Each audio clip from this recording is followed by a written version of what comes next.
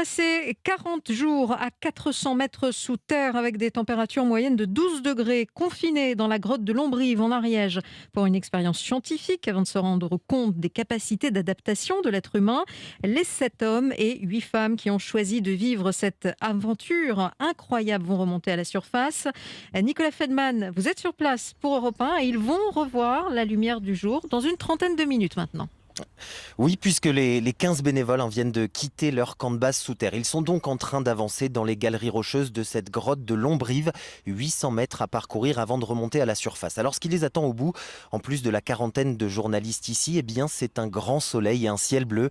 C'est donc très protégé qu'ils vont retrouver la lumière naturelle. Jérémy Roumian, directeur de la mission Deep Time. Ils auront des lunettes parce qu'ils n'ont pas vu de lumière du jour aussi intense depuis 40 jours.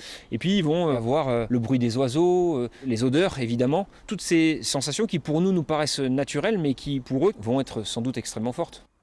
Dès la mi-journée, les scientifiques, certains participants vont s'exprimer.